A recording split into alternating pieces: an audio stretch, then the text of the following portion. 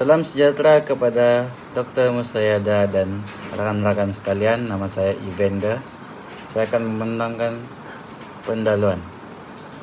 Di sini, perlembagaan merupakan undang-undang tubuh atau asas sebuah negara kerajaan yang penting untuk melicinkan pemerintahan atau pentadbiran sebuah negara.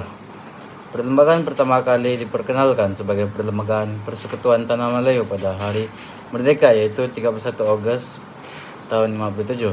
Berikut diperkenalkan sebagai Perlembagaan Persekutuan Malaysia pada 16 September 1963. Perlembagaan merupakan satu koleksi atau dokumen yang menggariskan institusi kerajaan, hak-hak rakyat, serta hak dan tanggung jawab kepada mereka.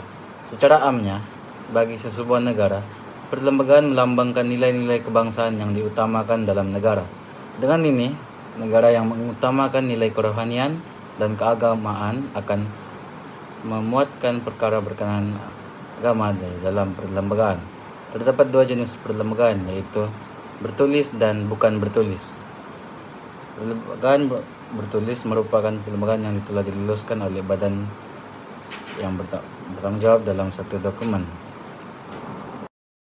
Seterusnya, perlembagaan di Malaysia juga dijadikan sebagai satu panduan untuk menentukan hak dan kebebasan awam mengikut batas-batas yang ditetapkan.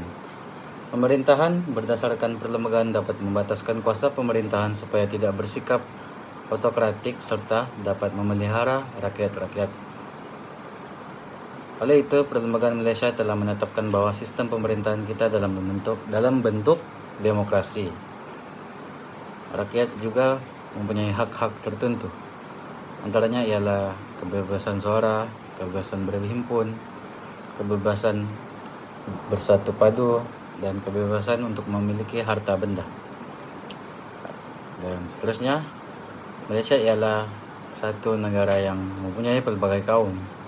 Hubungan kaum yang mantap sangat perlu dalam kalangan rakyat. Sebuah negara yang mempunyai kepelbagaian dari segi agama, bahasa, dan kaum. Perpaduan amat penting supaya tenaga negara dapat disalurkan kepada negara untuk memajukan negara dari diguna untuk menyelesaikan masalah yang wujud daripada kepelbagaian kaum. Itu saja dari saya. Terima kasih. Assalamualaikum dan selamat sejahtera kepada Dr. Musayada. Sekarang saya akan bentangkan tentang faktor-faktor yang terlibat. Okey, faktor pertama ialah politik. Perkauman antara etnik yang boleh dilihat secara tidak langsung melalui politik mengikut etnik. Contohnya seperti UMNO, MCA, dan MIC. Akhbar dan rancangan televisyen berlainan bahasa mengikut etnik masing-masing. Politik mengikut kaum ini lebih menjurus untuk mempertahankan dan memperjuangkan hak kaum masing-masing, walaupun terdapat juga politik bukan berasaskan perkauman. Namun, jika dilihat kepada masyarakat berbilang kaum, mereka lebih cenderung mengekalkan identiti masing-masing serta mempertahankan nilai, budaya, dan idea yang berbeza di antara kelompok masyarakat. Punca yang menyebabkan berlakunya isu perkauman dalam politik antara sebab utama adalah ketidakseimbangan pembangunan ekonomi dan pengagihan kuasa. Jika kita lihat keadaan di Malaysia, ekonomi kebanyakan dipegang oleh orang Cina, manakala politik banyak didominasikan oleh orang Melayu.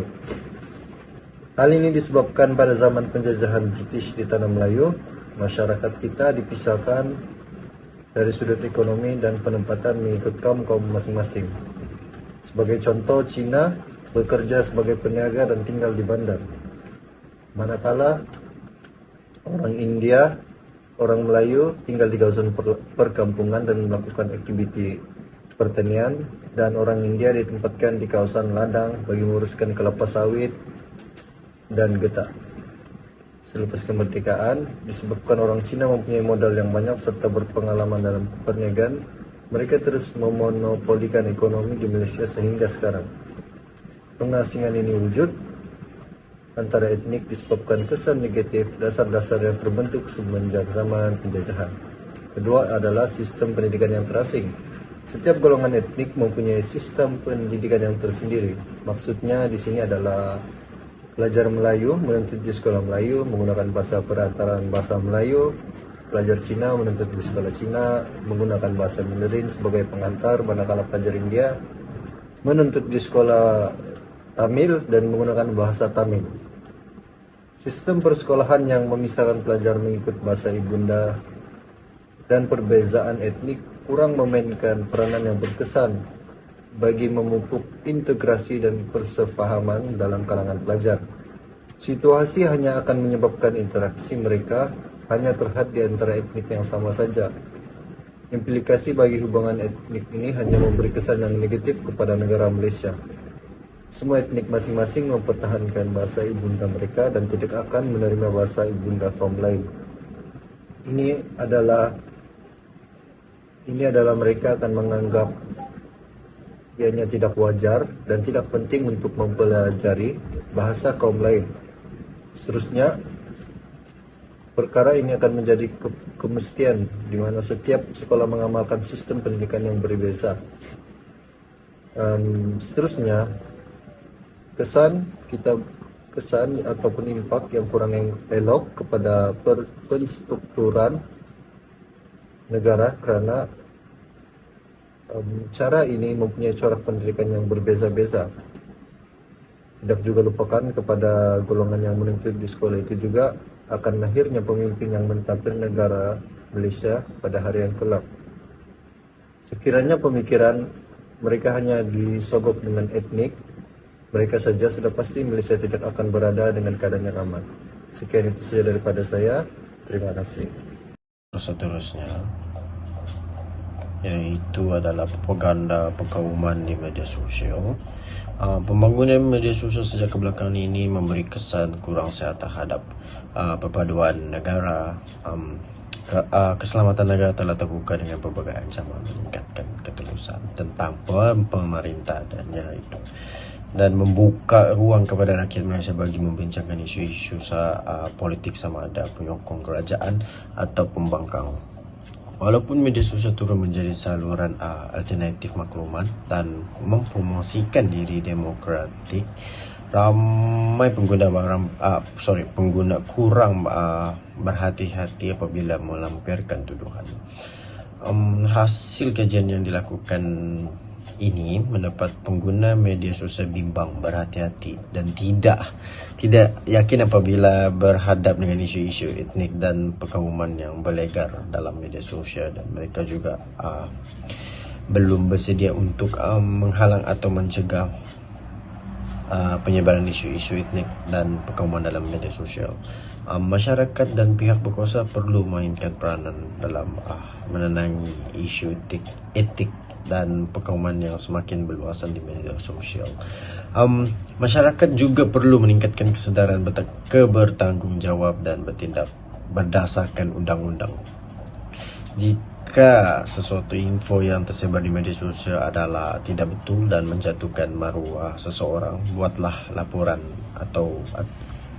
ataupun aduan kepada pihak berkuasa ataupun melakukan demo secara aman supaya wujud suasana positif dan memberi manfaat kepada masyarakat Malaysia.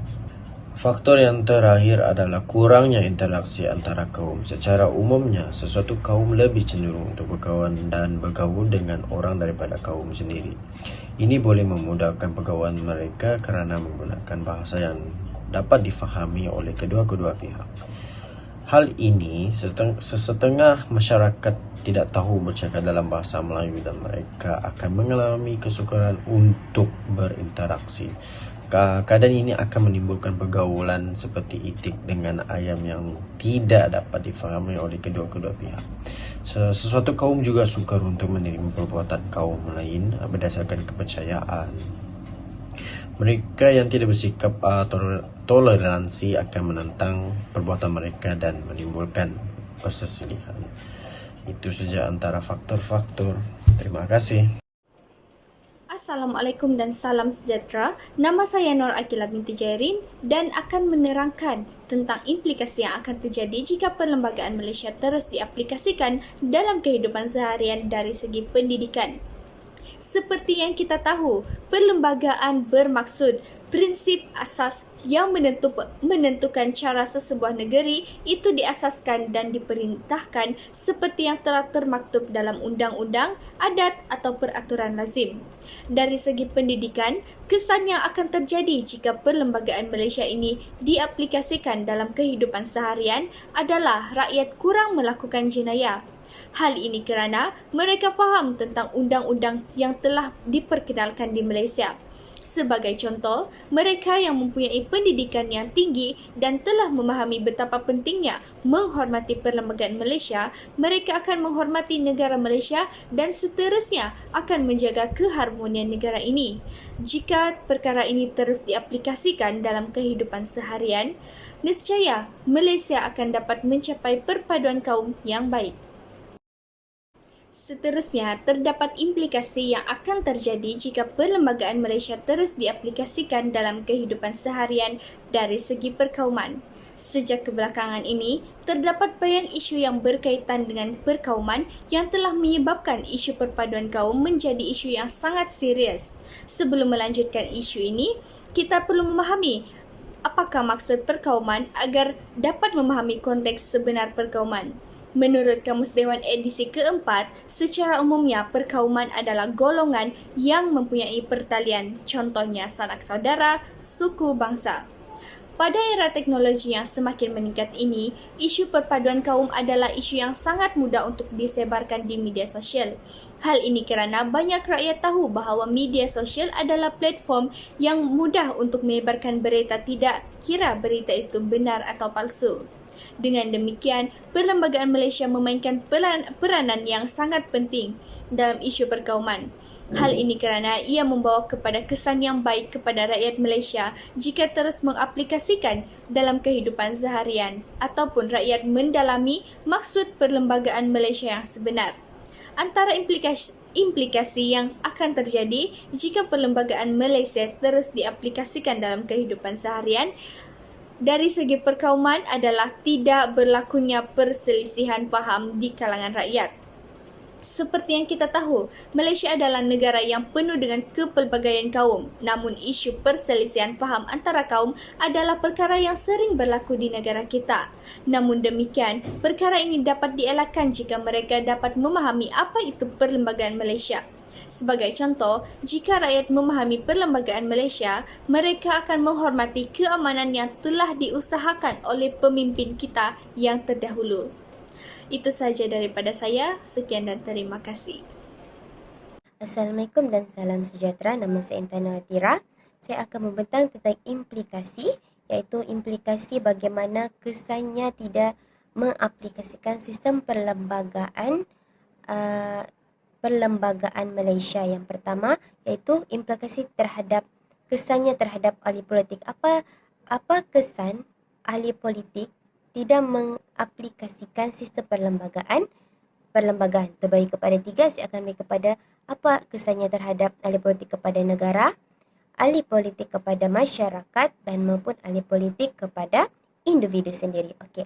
Yang pertama iaitu masyarakat. Yang pertama iaitu negara. Okay. Negara kita ni iaitu merupakan negara Malaysia yang berdaulat dan mementingkan undang-undang dan kesejahteraan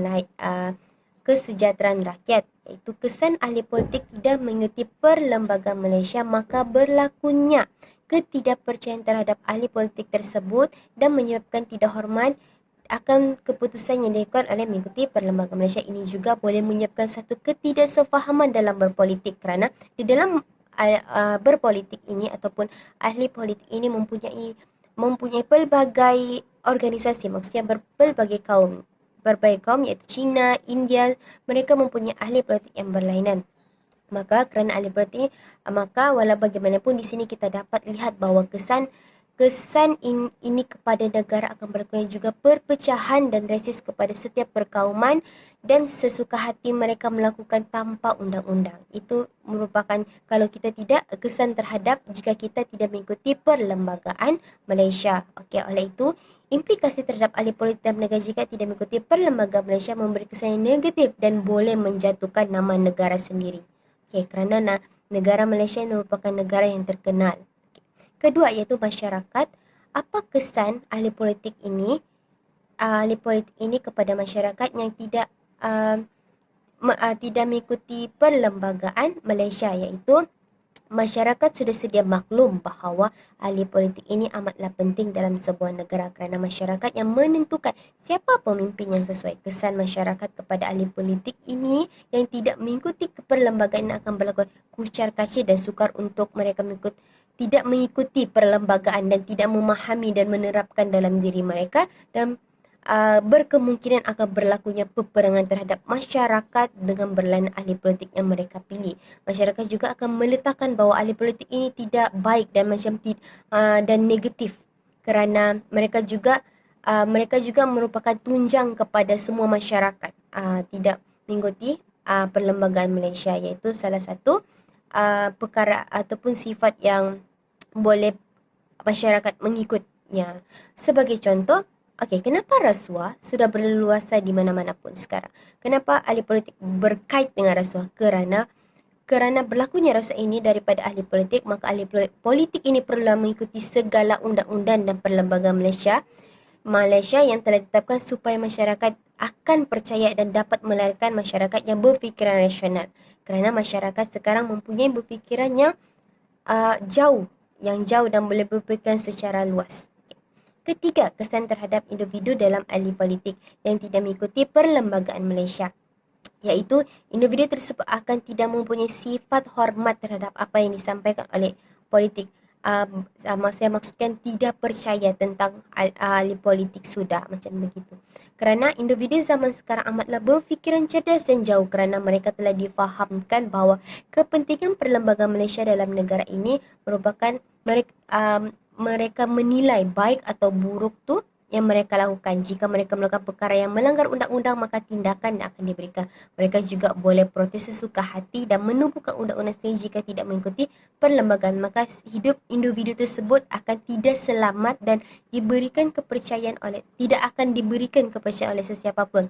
Kerana sifat begini juga menyebabkan sikap hormat tu hilang dan menimbulkan kerosakan pada individu tersebut, iaitu di mana kita dapat kesan negatif kesan propaganda komunikasi memberi kesan kepada negara dan orang sekeliling, kerana pembangunan media sosial sejak ke belakang ini telah memberi kesan kurang sihat terhadap perpaduan negara, kerana keselamatan negara telah terbuka dalam pelbagai ancaman, meningkatkan ketulusan tentang pemerintah dan ia turut membuka ruang kepada rakyat Malaysia bagi membicarakan isu-isu tentang propaganda perkauman. Iaitu yang pertama, kesan negatif yang berlaku iaitu ketidakpuas hatian terhadap kaum yang lain, iaitu jika mereka tidak mengikuti perlembagaan Malaysia, berlakunya huru-hara terhadap isu perkauman pada era yang canggih dengan teknologi yang semua yang akan berkongsi ke media sosial membuatkan lagi isu ini berpanjangan.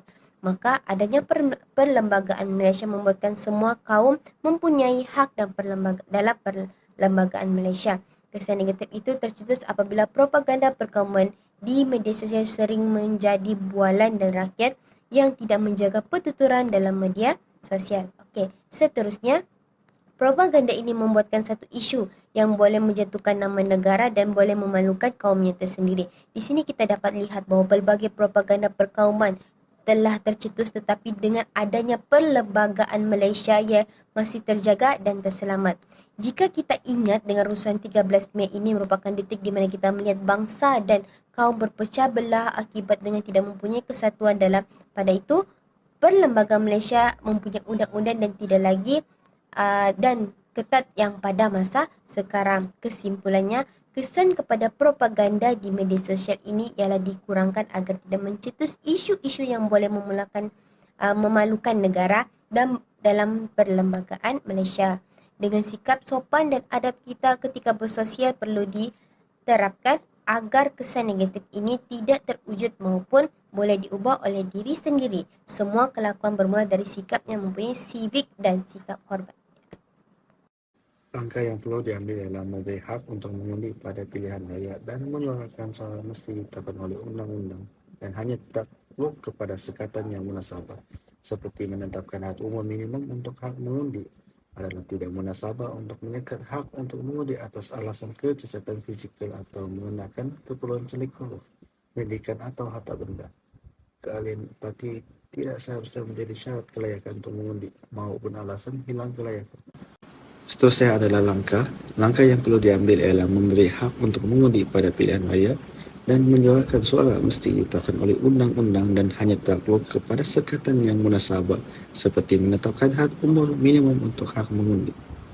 Adalah tidak munasabah untuk menyekat hak untuk mengundi atas alasan kecacatan fizikal atau mengenakan keperluan celik huruf, pendidikan atau harta benda. Keahlian berarti tidak seharusnya menjadi syarat kelayakan untuk mengundi maupun alasan hilang kelayakan.